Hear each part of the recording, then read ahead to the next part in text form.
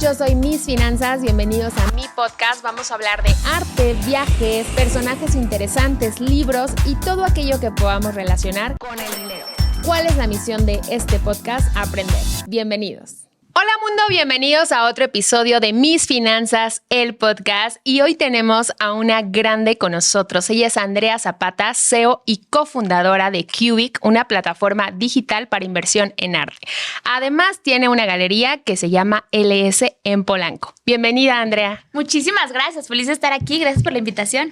Un gusto, porque además es bien padre hablar de arte, de inversiones y, por supuesto, con una mujer.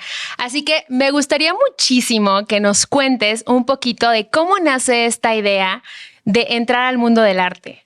Pues mira, la verdad es que el arte está en mis venas. Yo crecí. Literal. Sí, yo crecí. Mi mamá fue subdirectora de Bellas Artes, subdirectora del Museo de Arte Moderno, fue jefa de gobierno con la parte cultura. O sea, como que siempre estuvo metida en la promotoría cultural. Entonces, pues a quien invitaba a comer a la casa eran los artistas. Después decide como empezar a vender arte. Entonces, pues le tocaba editar obra, ¿no? ¿Qué quiero decir con editar? Cuando haces las serigrafías o los grabados. Entonces, pues mira, si hay alguna mamá que nos esté escuchando, sabrá que cuando quieres entretener a tus hijos, los pones a dibujar para tú poder hacer tus cosas.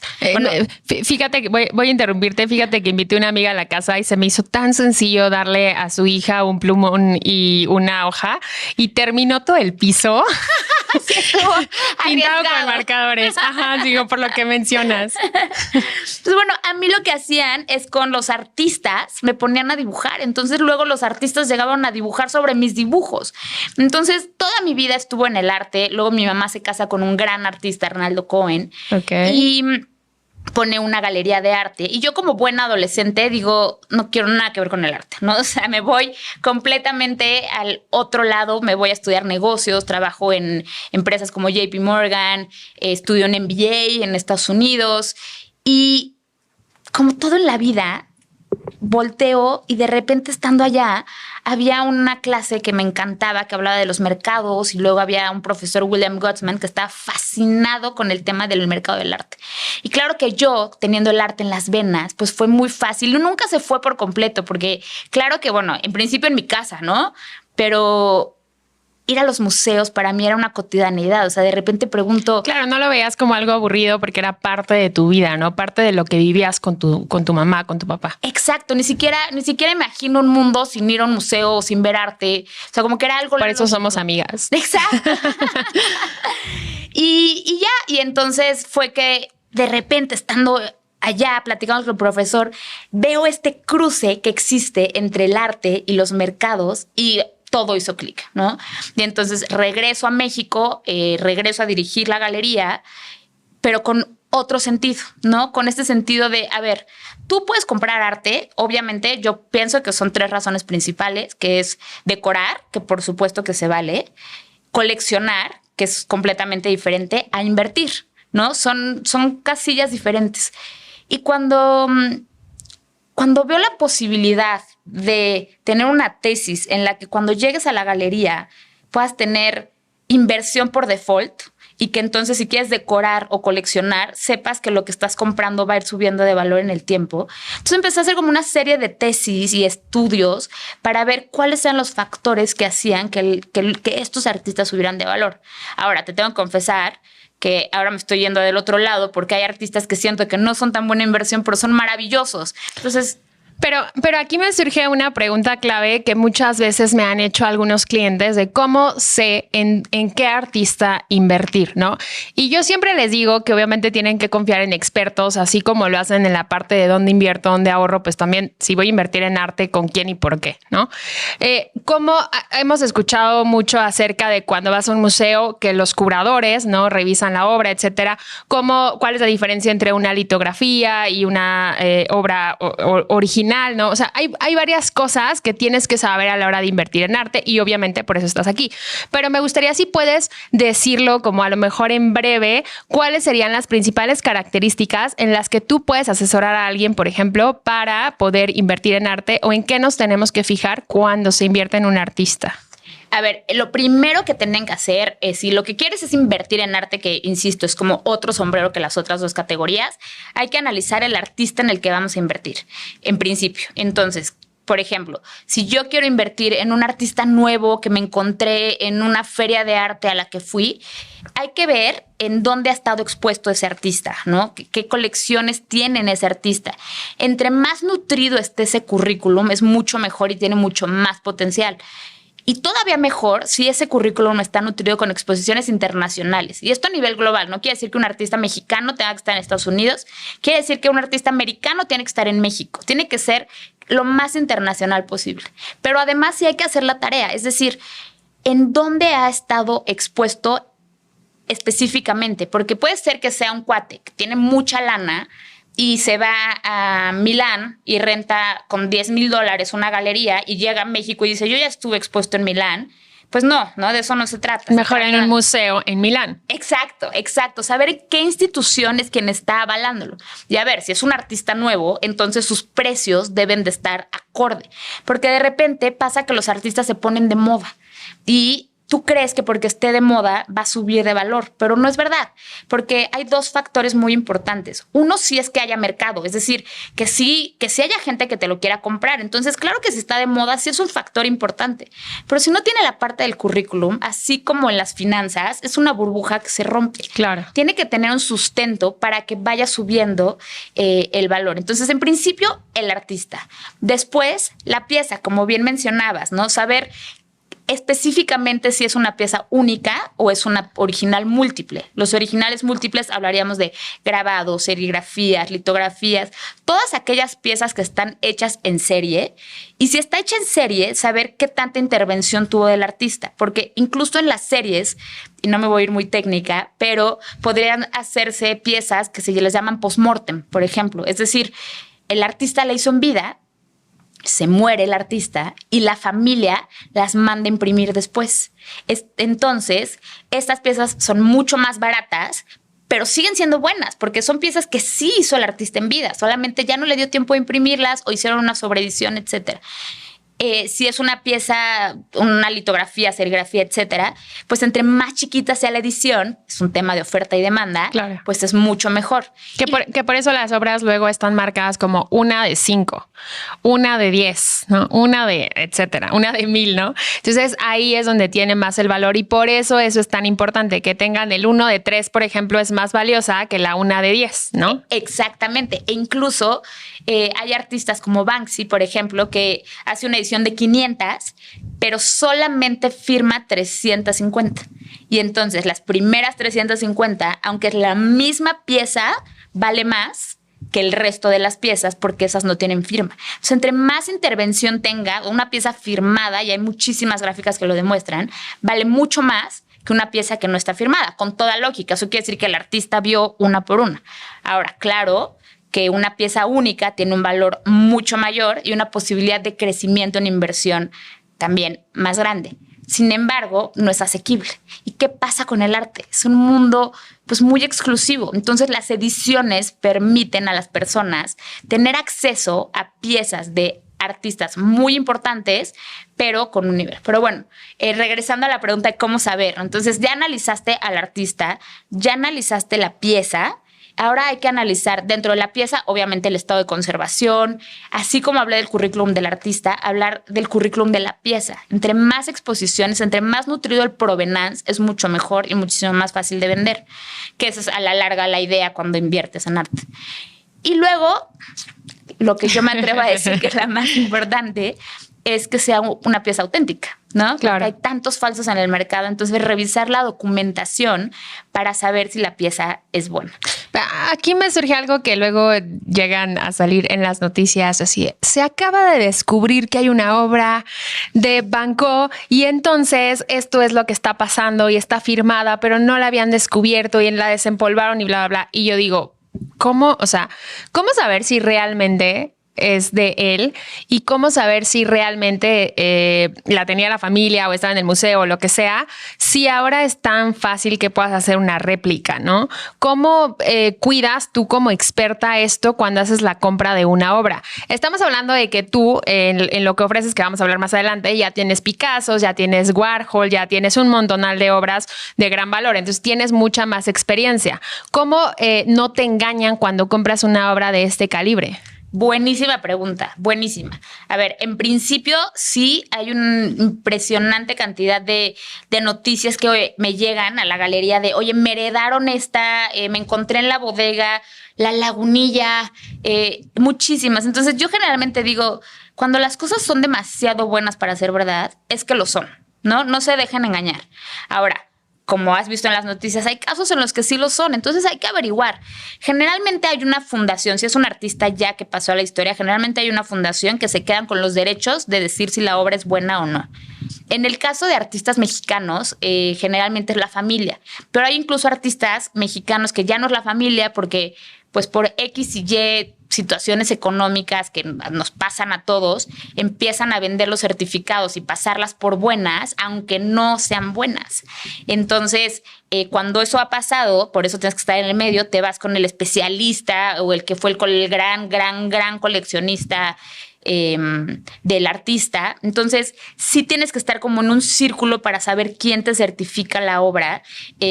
Por eso incluso en Cubic, por supuesto que nosotros, tenemos el Warhol, como bien dices, y entonces esa pieza buscamos que el provenance fuera por lo menos de una subasta, de una casa de subastas importante, porque ellos entonces hacen toda la investigación de la obra y te dan una garantía de 5 años, además. Entonces es como que un provenance. Y cuando son artistas latinoamericanos, pues es un mercado que conocemos muy bien y ahí sí nos vamos con las familias. Pero sí es algo súper arriesgado y por eso hablo de la documentación, que es tan importante.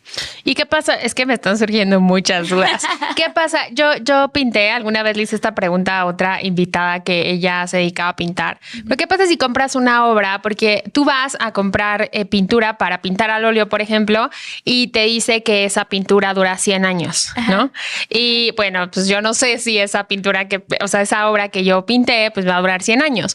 Pero, ¿qué haces cuando tú compras una obra y a lo mejor la compras? ¿Cómo haces para revisar que el material con el que está hecho realmente te vaya a funcionar por muchos años más? ¿Como artista o como coleccionista? Como coleccionista. Por eso hablo del estado de conservación de la pieza. Lo que más dura siempre es las telas, óleo y los acrílicos, ¿no? Entonces... Muy importante si vas a invertir en arte. Claro, absolutamente. Y generalmente es mucho más caro. Entonces, cuando tú compras, hablamos de las ediciones, hablamos de los originales, y dentro de los originales están la obra en tela y la obra en papel. La obra en papel es mucho más frágil. Entonces, generalmente vale un poco menos. Okay. Porque tienes que tener muchos cuidados. Por ejemplo, tienes que tener un vidrio, ¿no? Porque si no, el polvo le puede afectar mucho más. O no lo puedes tener directo al sol. Tampoco los óleos, porque los van decolorando. Si quieres que te dure tus 100 años, tienes que buscar que no esté en el sol, que tenga temperatura. Pero generalmente tiene muchísimo más aguante. Y de hecho ya no se usa tanto el óleo porque se tarda mucho en secar. Uh-huh. Entonces lo cambiaron por el acrílico. Pero bueno, esos son otros temas. Pero cuando estamos hablando de la conservación, sí, por ejemplo, los papeles se tienden a amarillar. Entonces esas valen un poquito menos, los tienes que mandar a restaurar. Una pieza restaurada generalmente pierde como un 3% de su valor. Cuando inviertes en arte tienes que irte a fondo en la pieza en la que vas a invertir para que sepas qué rendimiento te puede dar. Y luego, está también la parte numérica, que es tu mero mole. Pero hay ya muchas empresas especializadas en analizar los resultados que tienen en subasta las piezas.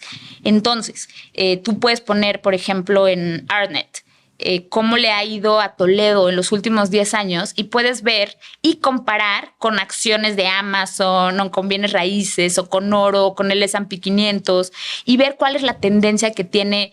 Puede ser el índice, el Art Price Index, que es un índice que marca a los 100 artistas más importantes de la historia, a los que se les llama los artistas blue chip, pero puedes elegir artista por artista para comparar.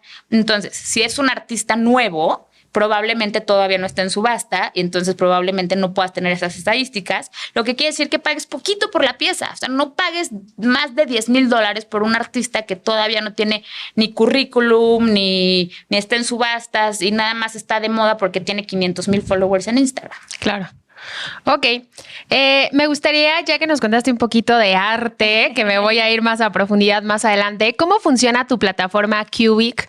Me gustaría entender cuál es la diferencia entre, por ejemplo, comprar una pieza de un Warhol o mejor irme a Bada y comprar una obra de un artista que es nuevo, ¿no?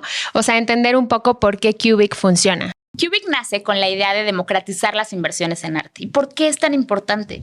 Porque si bien nos damos cuenta la importancia de invertir en arte, porque cuando hay una gráfica que me encanta, ¿no? Que compara el S&P 500 con el Art Price Index. El Art Price Index que recién mencionaba, como que registra los resultados a lo largo de la historia de los 100 artistas más importantes. Pasan dos cosas. Uno, el arte funciona muy bien como activo refugio. Es decir, cuando hay caídas en el mercado, el arte sigue subiendo de valor, porque se mueve por variables completamente diferentes que si quieres platicamos.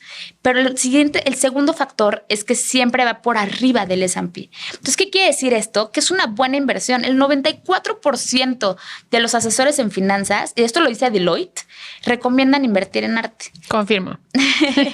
Pero ¿qué pasa? La realidad es que no es algo que sea asequible. Para que el arte sea inversión, generalmente son estos artistas que ya pasaron a la historia y más o menos dicen que se necesita $1 millón de disposable income para poder tener acceso a estas inversiones. Lo que quiere decir que para tener inversiones en artes que tengan buenos rendimientos, tiene que ser millonario. No tiene ninguna lógica y me parece completamente injusto.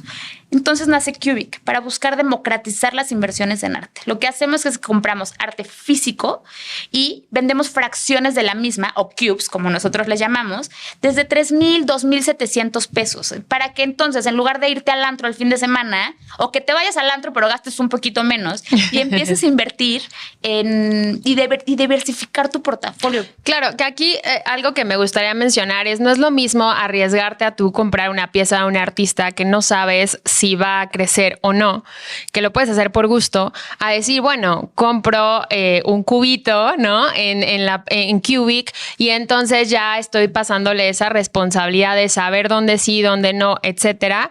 Pues Andrea, ¿no? Sí. Porque es muchísimo más fácil poder ganar un poco de todo lo que se está haciendo detrás, el conocimiento, que ya te fuiste a comprar obra, que ya lo analizaste, etcétera, para que pues después podamos ganar. Ahora, aquí hay un punto importante. El arte es una inversión, pero es también algo como para diversificar. Es lo primero que se hace cuando apenas estás iniciando en el mundo financiero, ¿no?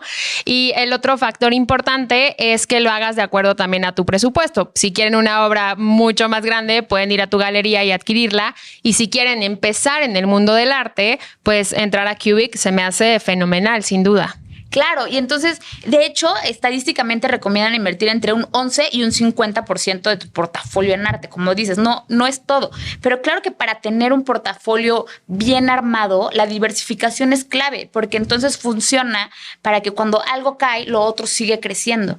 Y entonces el arte, al moverse por variables diferentes, pues funciona muy bien como un activo de refugio. Ahora, es una inversión a largo plazo, ¿no? No es un activo líquido, que creo que es el reto más grande que tienen las inversiones en arte.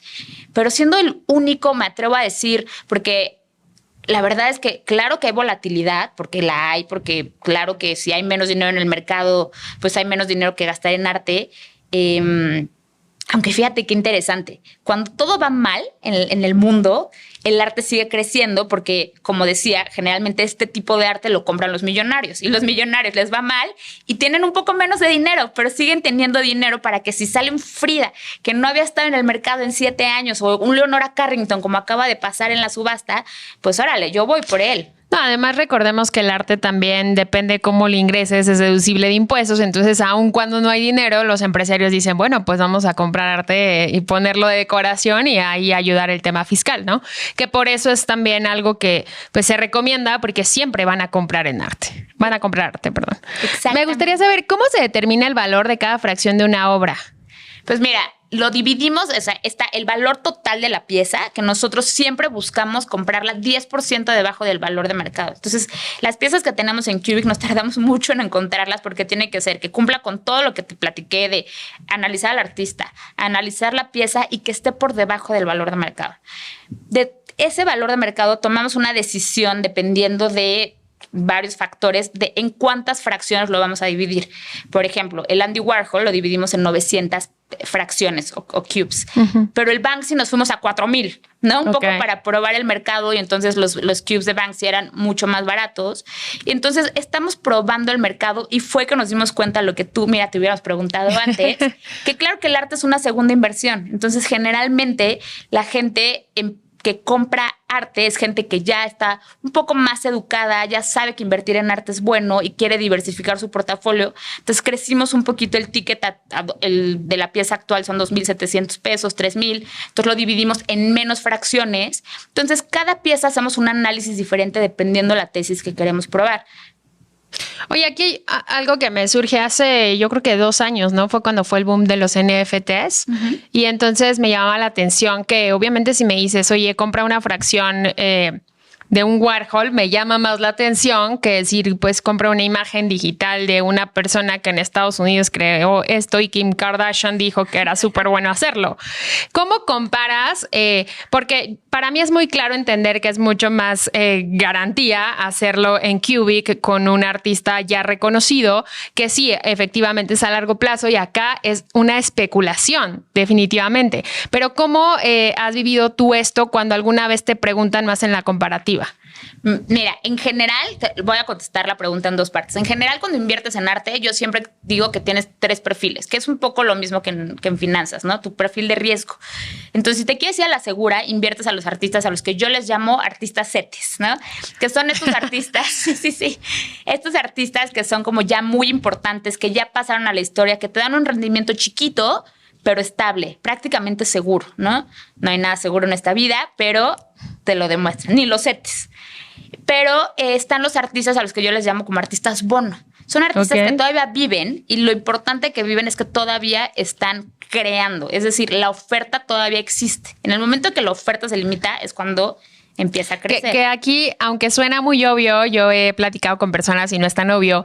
Obviamente, mientras el artista está vivo, la obra vale menos. Cuando muere, vale más, porque ya no puede seguir generando o replicando esa obra. Entonces, por eso es que, ¿por qué se tuvo que morir Monet para que su obra valiera más? Bueno, pues porque ya no puede pintar, entonces ya se hizo mucho más valiosa su obra. Exactamente. Entonces, es un tema de escasez. Pero cuando el artista está creando, pero ya está grande, ya cumple con... A ver, un ejemplo, Arnaldo Cohen, ¿no? Que te platicaba, que además es cercano. Arnaldo Cohen es parte de la colección del MoMA, del LACMA, pero además, obviamente, exposiciones muy grandes en Bellas Artes, pero además estuvo en Documenta 5. Pero además, si te vas a la parte del mercado, Bruno Mars lo colecciona, pero el Canelo lo colecciona. Ya no voy a decir quién más lo colecciona. Entonces tiene estos 2 factores. Yo pienso que esto es como un muy buen sweet spot. Pero luego están los artistas a los que yo les llamo los artistas acciones. Tienes mucho más riesgo. Son artistas jóvenes, pero que están creciendo, que crees, híjole, la van a armar. Eric Meyerbeer, por ejemplo, el año pasado tuvimos una exposición de él. Y este año fue seleccionado para representar a México en la Bienal de Venecia. ¡Puf! ¿No? Ya que estuviste por allá, además. Estuve por allá, sí, acompañándolo. Entonces, dependiendo del perfil de riesgo que tienes, el problema con blockchain y los NFTs, que yo soy una entusiasta de blockchain, amo blockchain, blockchain llegó para quedarse definitivamente. Pero específicamente con los NFTs, todavía no podemos saber cuáles son las variables que determinan que van a subir de valor en el tiempo, más allá de la importancia de la comunidad. En los NFTs, la comunidad era lo más importante y lo analizamos. Entonces, realmente la fuerza que les dábamos era buscar que se generaran comunidades muy grandes. Pero entonces, si vemos que estadísticamente es muy importante la parte del currículum, además de la parte del mercado, los NFTs solo los respalda la comunidad. Es muy difícil saber qué es lo que realmente va a pasar a la historia. Entonces, es un problema más, como dices, de dejar que pase el tiempo, entender qué variables van a determinar que una pieza, que los NFTs me encantan por toda la tecnología que hay detrás, todos los derechos que le van a dar a los artistas. Hoy por hoy, pasa que yo te compro una pieza, la subo y la subo, la subo y la subo de valor porque soy muy buena galerista. Y ya el artista no va a recibir nada de esa misma pieza cuando llegue a subasta, y le pasó a Rauschenberg, le pasó a Rothko, le pasó. Y los NFTs permiten que a perpetuidad ganen comisión de conforme se va revendiendo sus piezas. O sea, tiene 1000 maravillas. Todavía no sabemos qué va a pasar a la historia como inversión y cuáles van a ser las variables que lo determinen. Claro, porque además la plataforma Cubic lo que hace es que te está ofreciendo invertir en arte, pero de una manera, la verdad, pues sin tanto riesgo, ¿no? Que si te metieras al otro mundo, entonces tendría que ser más especulativo, que no está mal, pero al final no es lo que tú estás ofreciendo. Exacto. Aquí la idea es que vayan a la galería, o siempre buscamos que las piezas sigan creciendo su currículum. Entonces, por ejemplo, ahorita el Warhol se va a una exposición de pop art. El Banksy está en Querétaro en otra exposición. Estamos hablando con un museo en Portugal, que estamos hablando con una empresa en Estados Unidos, para que las piezas se vayan rotando. Pero siempre en un lugar público, porque pues, las piezas ya no son nuestras. Entonces, así la gente puede ir a ver y comprobar que no está en mi comedor. Claro. Oye, te preguntaba antes de empezar, ¿cómo puedes dar cierta garantía a una persona que dice voy a invertir en un Picasso y pues no sé, puede pasar de que la obra esté en tu galería y pues entren a robar la galería y entonces pues bye? ¿Cómo disminuyes estos riesgos? En principio, la obra está asegurada. Y siempre que me dicen los coleccionistas justo esto, digo, me haría un paro que entraran a robarla, porque el seguro lo paga al valor de ese momento, no al valor de compra. Entonces ya nos ahorramos la chamba de después tener que venderla a otro coleccionista para regresar los rendimientos, ¿no? Claro. Pero bueno, fuera de chiste, ojalá que nadie se robe el arte. La realidad es que es eso, la obra está asegurada al valor actual y eso cubre a todos los nuevos dueños de la pieza. Ok, me encanta. ¿Cuál ha sido el mayor desafío al que te has enfrentado en el desarrollo de Cubic? Sin lugar a dudas, el crecimiento. Por eso agradezco tanto estos espacios, porque me he dado cuenta que es un producto que la gente quiere, le interesa, le gusta el arte. El arte te inhibe, ¿no? A mí me pasa mucho en la galería que la gente se asoma. Es más, con las puertas abiertas, tengo eventos y están las puertas abiertas y les digo, vénganse.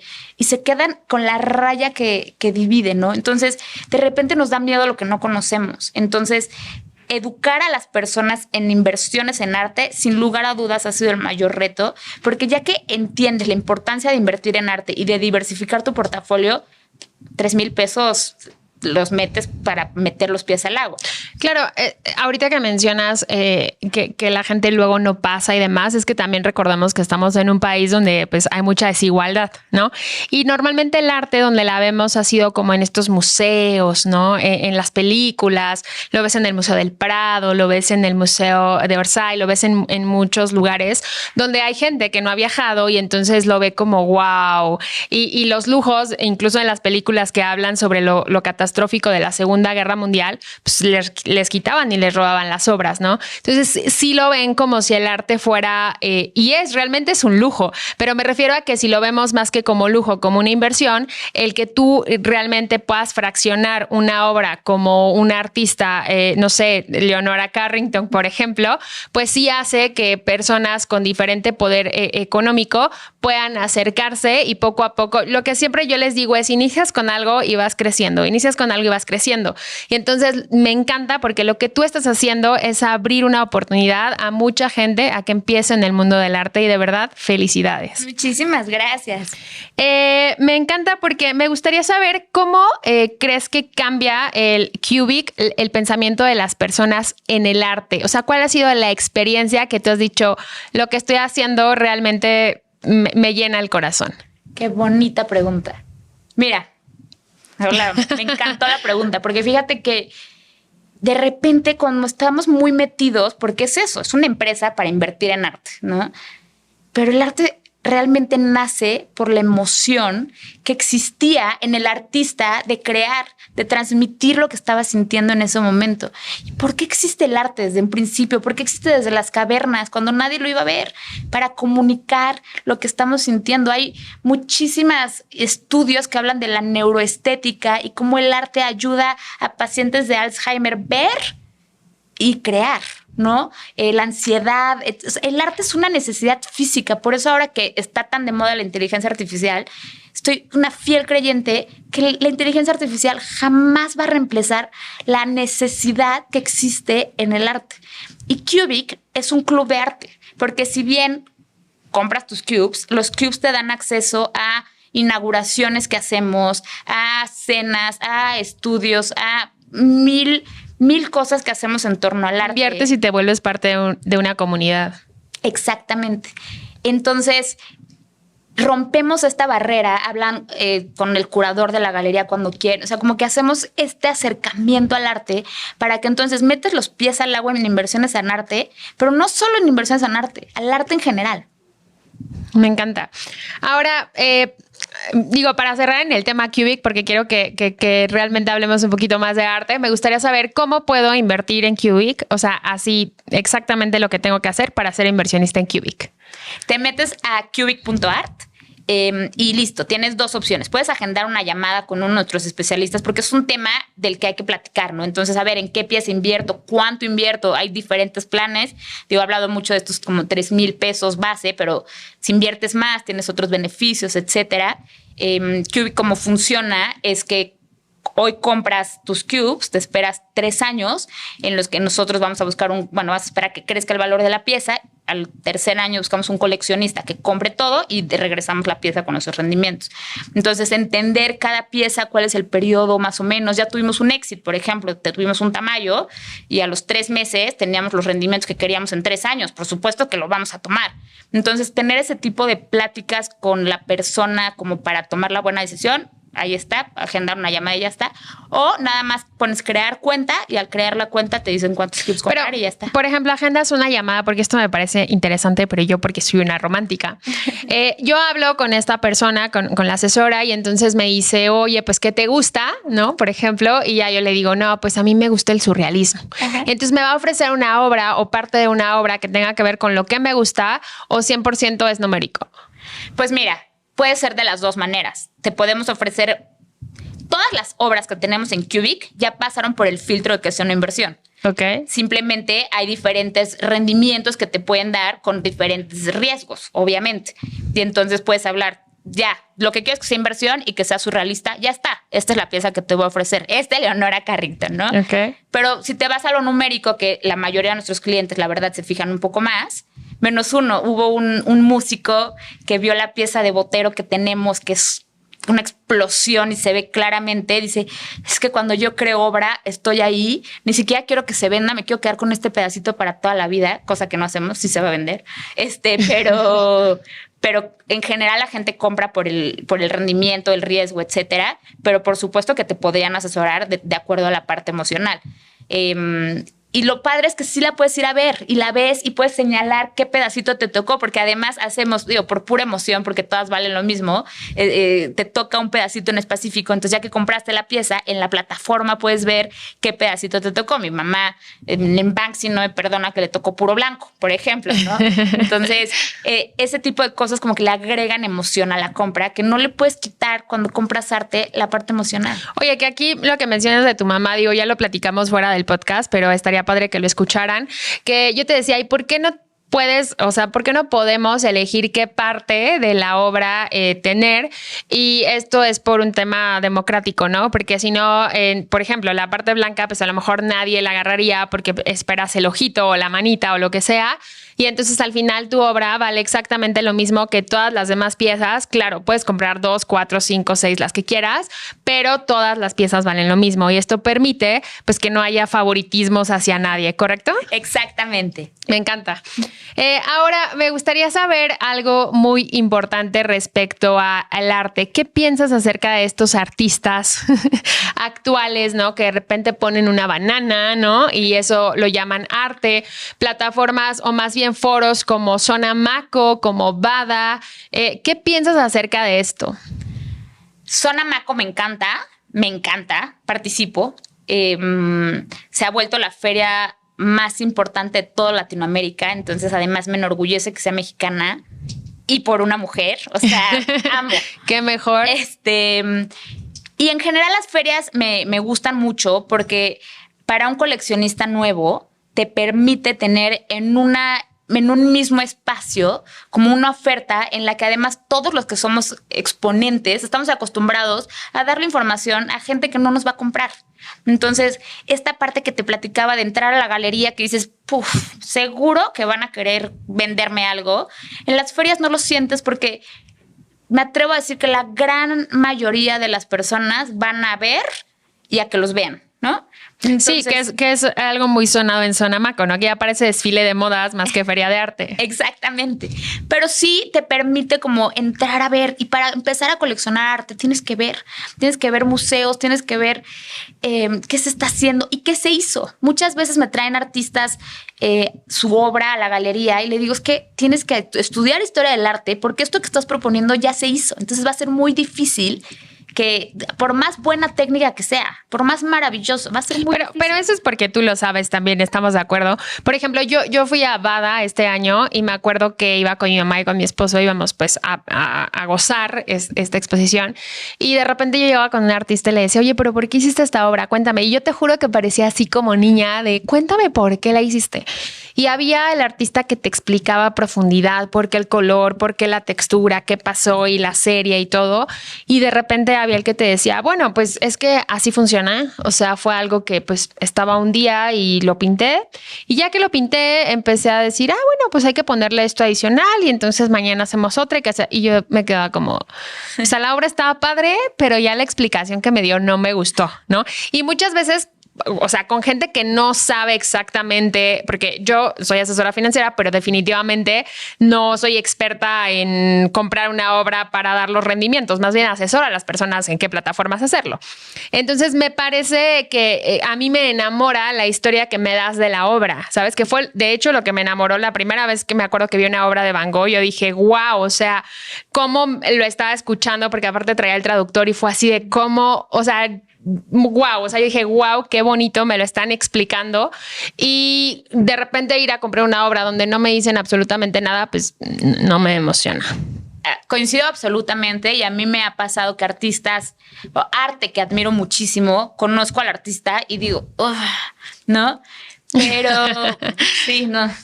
Pero la realidad es que lo importante es lo que te hizo sentir, independiente al artista, ¿no? O sea, porque hay artistas y todos tenemos una historia detrás. Entonces hay artistas que no son buenos sociales y que no saben expresar o que se inhiben o que están pensando y que su forma de expresión es la pieza. Y entonces muchas veces el solo ver la pieza y no, como nunca conozcas a tus ídolos, ¿no? Esa frase muy famosa. Sí creo que es arriesgado de repente conocer a los artistas porque los artistas pues tienen un mundo mucho más sensible y entonces entran en una locura y yo soy fiel creyente que en la locura no cabe la mediocridad, ¿no? Uh-huh.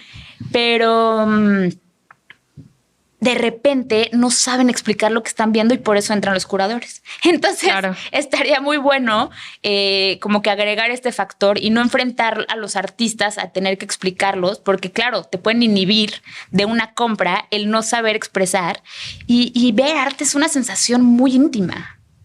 Me encanta. Oye, ¿qué hay más en Cubic? ¿Inversionistas mujeres o inversores? Pues mira, la verdad es que un poco de todo sí está más inclinado a hombres, es una realidad que hay que cambiar, ¿no? Claro, para eso estamos aquí.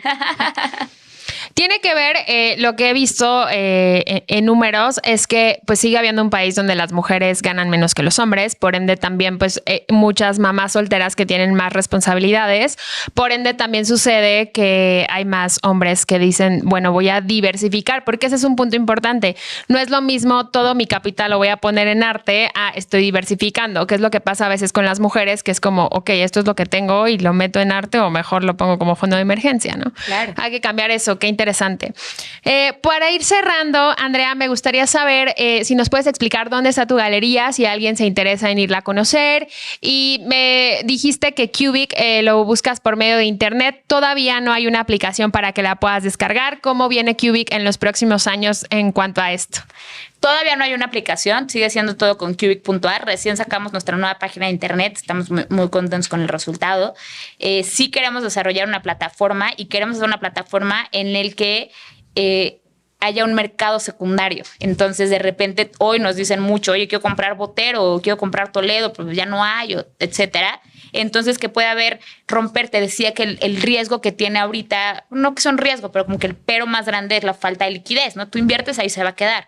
Si desarrollamos un mercado secundario, entonces puede ser que ya podamos sacar este tipo y que entonces incluso lo pueden vender sobre precios si alguien quiere en específico. Entonces, hacia allá va.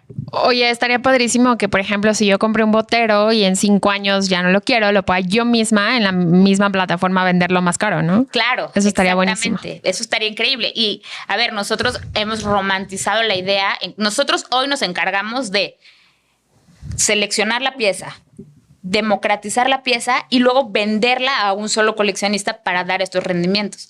Pero en un escenario en el que el mercado secundario es más importante incluso que vender la pieza, podría ya no tener que tener un exit, porque ya todo se va como si fuera una bolsa de valores de arte, ¿no? Claro, me encanta. Y la galería es LS Galería, estamos en Ibsen 32A en Polanco y felices de recibirlos siempre. Además está preciosa, es de 2 o 3 pisos la galería, es una chulada, entonces igual para que vayan a visitarla, que prácticamente es como un museo, entonces me encanta. Y ya saben, pues descarguen la plataforma, o más bien métanse a la plataforma digital que es Cubic y compren su cubito para que inviertan en arte. Se pueden asesorar directamente con Cubic o también con mucho gusto yo los puedo asesorar para explicarles cómo funciona Cubic. Y para ir cerrando, o más bien para cerrar, me gustaría, Andrea, que nos dijeras el consejo más importante que dentro de tu papel como mujer en el mundo del arte le darías a todas las mujeres que nos escuchan para que puedan empezar a invertir en arte y bueno, también a los hombres que tienen esposa, pareja, hermana, mamá, etcétera. Pues mira, yo sí creo, es tristísimo el porcentaje de mujeres que invierten, ¿no? Tú lo sabes mucho más que yo. Y creo que es un tema de desinformación. Entonces, leer, no tenerle miedo, meter los pies al agua porque estamos construyendo nuestro futuro y estamos rompiendo barreras y enseñándoles a las siguientes generaciones pues que tenemos las mismas oportunidades si las buscamos, ¿no? También hay muchísimas estadísticas que dicen es que me encanta este tema, pero cuando estás pidiendo trabajo, como el 60% de las mujeres no se atreven de hacer un comeback en la oferta que te dan porque les da miedo que no te la acepten, cuando creo que es como el 90% de los hombres que sí te piden ese crecimiento.